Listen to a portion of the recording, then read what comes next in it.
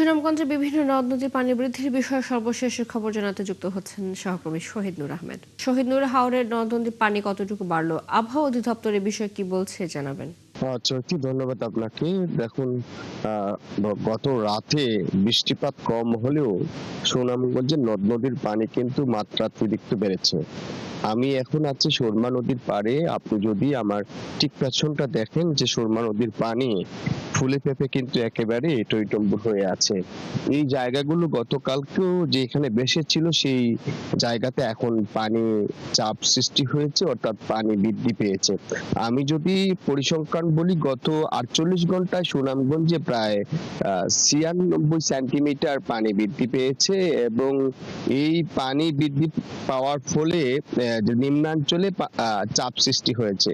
আমি কথা বলেছিলাম পানি উন্নয়ন বোর্ড নির্বাহী প্রকৌশলী মামুন হাওলাদারের সাথে। তিনি যেমনটা জানিয়েছেন যে আজ 18 ফেব্রুয়ারি, আজ 18 মে পর্যন্ত আসলে বৃষ্টিপাত অব্যাহত থাকার কথা এবং উজানে যদি বৃষ্টিপাত অব্যাহত থাকে তাহলে এই পানি বাড়বে, এমনটাই তারা জানিয়েছিলেন।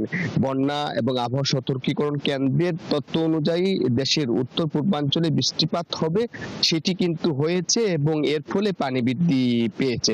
কৃষি বিভাগ থেকে যেমনটা জানানো হয়েছে, এখন পর্যন্ত সুনামগঞ্জে প্রায় 88% ধান, যেটি মূল আবাদের ধান কর্তন করা হয়েছে। তবে উঁচু এলাকায় এখনো প্রায় 15 থেকে 17% ধান কর্তনের বাকি রয়েছে।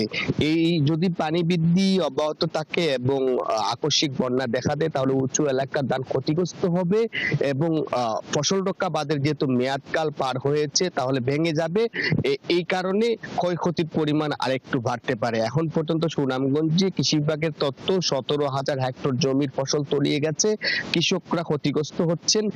কৃষকরা এখন পর্যন্ত উদ্বিগ্ন, যেসব উঁচু এলাকার ধান তারা কর্তন করতে পারেননি। যদি আজ বৃষ্টিপাত থেমেছে, যেহেতু যদি আজ বৃষ্টি না হয়, উজানে বৃষ্টিপাত কমে যায়, তাহলে হয়তো পরিস্থিতির উন্নতি হতে পারে। চৈতি। শহীদ নূর, ধন্যবাদ আপনাকে। সুনামগঞ্জ থেকে যুক্ত ছিলেন সহকর্মী শহীদ নূর আহমেদ।